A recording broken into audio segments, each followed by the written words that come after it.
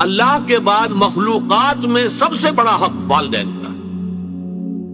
اس کو اب میں وہ بات بیان کر رہا ہوں کہ اللہ تعالیٰ نے بیچ میں دخل دیا ہے۔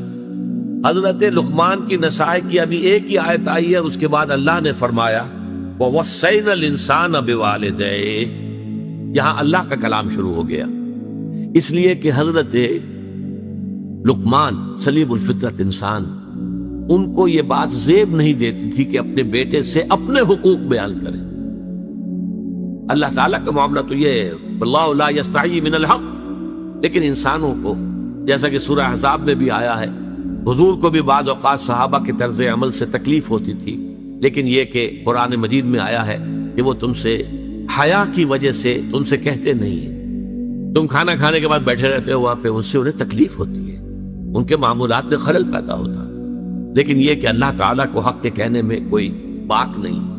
تو یہاں اللہ نے گویا کہ اس خلا کو مکمل کیا ہے کہ اللہ کے حقوق وہ تو ایک لفظ میں آ گئے لا تشرک باللہ، لیکن یہ کہ اللہ کے بعد سب سے بڑا حق انسانوں کے اوپر والدین کا ہے، اس لیے کہ اصل کریٹر وہ ہے، اصل سسٹینر وہ ہے، لیکن ذریعہ تخلیق والدین بنے۔ والدین کے نطفے ہی سے تو والدہ کے رحم کے اندر آپ کی زندگی کا، آپ کے وجود کا آغاز ہوا ہے، پھر والدہ نے آپ کو اپنے خون سے، آپ نے اس کا خون چوسا ہے، ایک بہت بڑی جونگ کی طرح جو ہے پیٹ کے اندر وہ بچہ جو ہے ماں کا خون چوس رہا ہے اور اسی سے پل بڑھ رہا ہے، پھر یہ کہ 9 مہینے تک اس نے اپنے پیٹ میں رکھا ہے، پھر جو وضع حمل ہوا ہے کس قدر تکلیف اور شدت کی کیفیت کے ساتھ ہوا ہے، پھر اس نے اپنے خون ہی کی توانائی ہے جو دودھ کی شکل میں تمہاری غذا کے طور پر تمہیں پلائی ہے، تو ان کا حق جو ہے تمام انسانوں میں فائق، جملہ مخلوقات میں فائق تر حق ہے والدین کا۔ وَوَصَّيْنَا الْإِنسَانَ بِوَالِدَيْهِ، اور ہم نے والدین کے بارے میں انسان کو وصیت کی۔ یہ وصیت در حقیقت فطرت انسانی کے اندر موجود ہے، والدین کے ساتھ یہ حسن سلوک فطرت انسانی کے اندر موجود ہے۔ وہ شکر کا جذبہ جو ہے، میں نے تو آپ سے عرض کیا، سب سے پہلے تو والدین ہی سے منسلک ہوتا ہے، والدین ہی اس کے پروٹیکٹر ہیں۔ بچے کو کئی کسی طرف سے خوف ہوتا ہے، بھاگتا ہے دوڑ کر ماں کی چھاتی سے چپٹ جاتا ہے، گود میں داخل ہو گیا، وہ سمجھتا ہے کہ میں تو قلعے کے اندر آ گئی، چاہے یہ کہ کوئی درندہ صفت، کوئی سکھ ہے، کوئی اور ہے، کوئی یہودی ہے، وہ اس بچے کو کھینچتا ہے ماں کی گود میں سے اٹھا کر اور اچھالتا ہے اور کسی نیزے کے اندر پرو دیتا ہے، یہ دوسری بات ہے، لیکن بچہ اپنی ماں کی گود میں پہنچ کر یہ سمجھتا ہے کہ میں تو قلعے کے اندر آ گیا ہوں، محفوظ ہو گیا ہوں، لہذا اس کا جذبہ تشکر پورا والدین کے ساتھ اس کو برقرار رہنا چاہیے، یہ جذبہ تشکر۔ اور اس میں خاص طور پر یہی وجہ ہے، قرآن مجید میں آپ دیکھیں گے کہ یہ 4-5 مقامات ایسے ہیں، سورہ بقرہ میں بھی ہے، سورہ نساء میں بھی ہے، سورہ انعام میں ہے، سورہ بنی اسرائیل میں ہے، کہ والدین کا حق اللہ کے حق کے فوراً بعد وَقَضَىٰ رَبُّكَ أَلَّا تَعْبُدُوا إِلَّا إِيَّاهُ وَبِالْوَالِدَيْنِ إِحْسَانًا، اور تیرے رب نے فیصلہ کر دیا ہے کہ تم نہیں بندگی کرو گے، پرستش کرو گے کسی کی سوائے اللہ کے، اور والدین کے ساتھ نیک سلوک، یعنی اللہ کے ذکر کے فوراً ساتھ جڑا ہوا، جیسے یہاں ہے انشکر لی ولوالدیک، شکر کرو میرا۔ دیکھیے اللہ کو اپنا حق جتانے میں کوئی حیا نہیں ہے، کوئی شرم نہیں ہے، اللہ نے اپنا حق کرو میرا شکر۔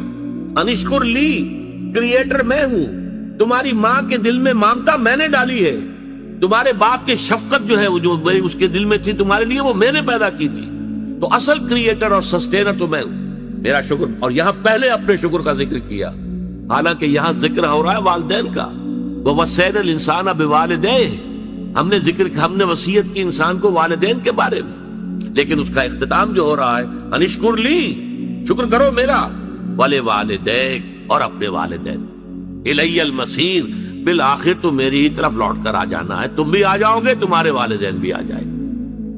لیکن یہاں نوٹ کیجئے والدین میں سے والدہ کے حق کو فائق قرار دیا گیا، حملتہ امہ وہنا علی وہن، اسے اٹھائے رکھا اس کی ماں نے کمزوری پر کمزوری جھیل کر۔ ظاہر بات ہے نقاہت ہوتی ہے عورت کے اندر، جیسا کہ میں نے ابھی عرض کیا تھا، ایک جوک ہے جو اس کا خون چوس رہی ہے مسلسل، اس کو نقاہت ہو رہی ہے کہ نہیں ہو رہی، وہنن علی وہن، کمزوری پر کمزوری، ضعف پر ضعف جھیلتے ہوئے اس نے اسے اٹھائے رکھا۔ حملته امه وهنا على وهن وفصاله في عامين، اور پھر دودھ کا چھڑانا ہوا 2 سال، نارمل جو ہے رضاعت کا حق۔ آج کل تو بہرحال اب دوبارہ توجہ ہو رہی ہے، اور سائنسی جو ہے جو اکتشافات ہیں ان سے بھی کہ یہ بریسٹ فیڈنگ جو ہے یہ بہت بہتر ہے، یہ باٹل فیڈنگ جو ہے یہ چاہے کتنا اچھے سے اچھا دودھ ہو، ماں کے دودھ کا بدل کوئی نہیں۔ وفصالہ فی عامین، اور اس کا دودھ چھڑانا 2 سالوں میں۔ انشکر لی، اسی لیے حدیث میں آتا ہے کہ ایک صحابی نے حضور سے پوچھا کہ حضور میرے حسن سلوک کا اولین مستحق کون ہے؟ آپ نے فرمایا تمہاری والدہ۔ انہوں نے پھر پوچھا ان کے بعد کون؟ پھر فرمایا تمہاری والدہ۔ پھر پوچھا ان کے بعد کون؟ پھر فرمایا تمہاری والدہ۔ چوتھی مرتبہ پوچھا پھر کون؟ تو فرمایا تمہارے والد۔ یعنی والد کے حقوق والدہ کے حقوق سے تہائی ہے، یا یوں کہیے کہ والدہ کے حقوق والد کے حقوق سے 3 گنا ہے۔ اور یہ بات اس لیے کہ واقعتاً جو مشقت ماں جھیلتی ہے باپ کی نہیں ہوتی۔ رات کو بھی ماں جاگتی ہے بالعموم، وہ باپ کو تو چاہتی ہے کہ سویا رہے، اسے کل جا کے کام کرنا ہے، مزدوری کرنی ہے یا کچھ اور کرنا ہے، بچہ رو رہا ہے تو وہ ماں جو ہے وہ اپنی نیند حرام کرے گی، کوشش کرے گی کہ باپ کی نیند میں خلل نہ آئے۔ یہ سارا جو ہے بوجھ جو ہے اٹھایا ہے ماں نے، جسمانی طور پر بھی، ذہنی طور پر بھی، نفسیاتی طور پر بھی۔ سب سے زیادہ جو عمل دخل ہے انسان کی پرورش میں وہ تو والدہ کا ہے، لہذا والدہ کے حقوق جو ہے، اور اس میں ذرا ایک توازن ہے۔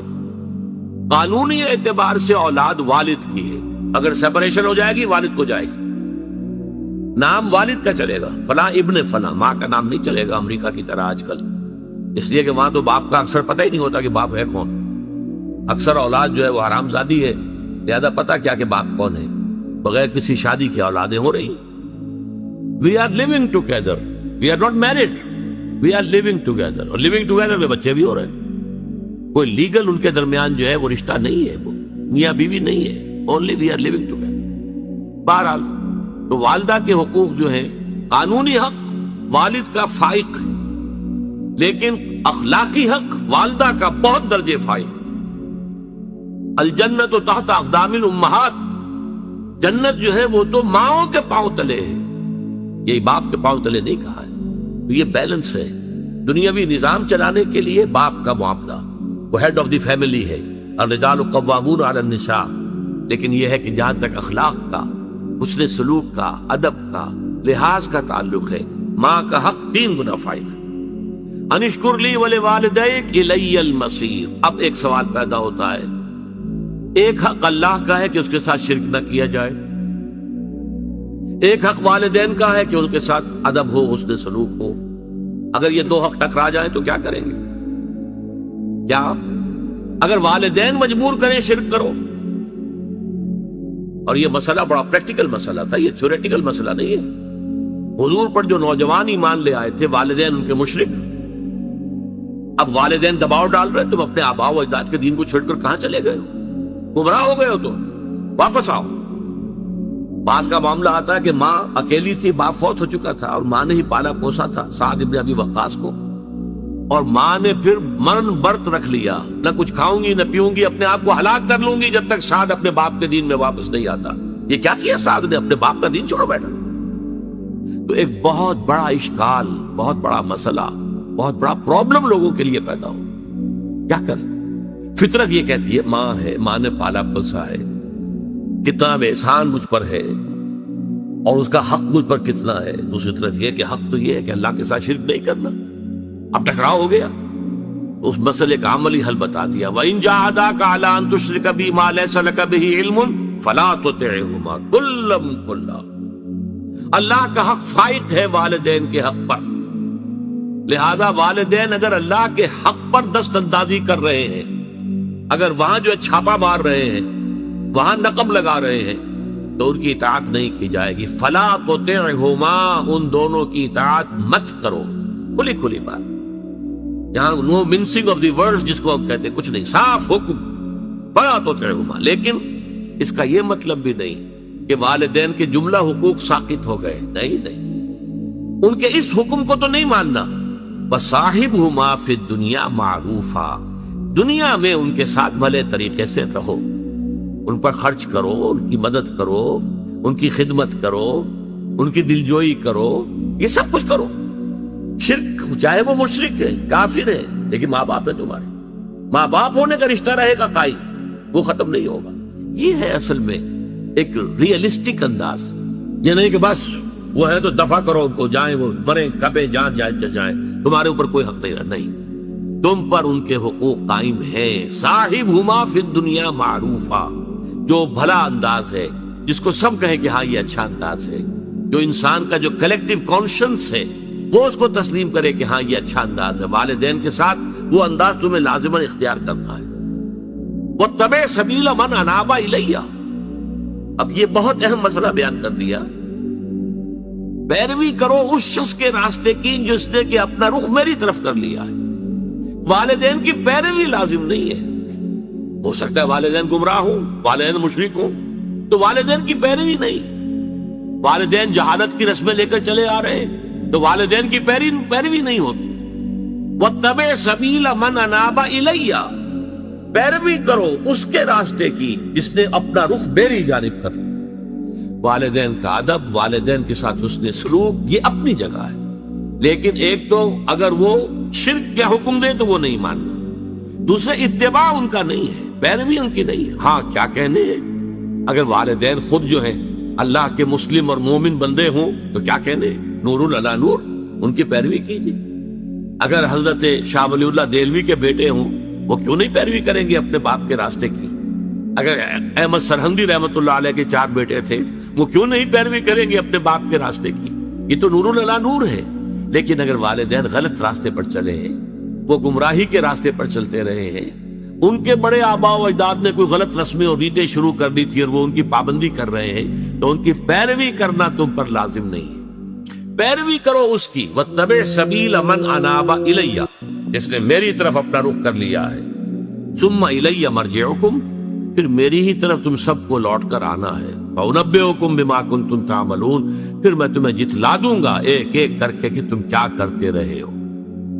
یہ ہے درمیان میں کہ جو حضرت لقمان کی نصائح کے شروع ہونے کے بعد اللہ تعالیٰ کی طرف سے والدین کے حقوق کے ضمن میں، اور پھر اگر اللہ اور والدین کے حقوق آپس میں ٹکرا جائیں تو مسئلہ کیا ہوگا، اس کا حل کر دیا گیا۔ اس کے بعد بقیہ 4 آیات میں پھر حضرت لقمان کی نصیحتیں بیان ہوئی ہیں، وہ انشاءاللہ تعالیٰ اگلی نشست میں پڑھیں گے۔ اقول قولی ھذا واستغفر اللہ لی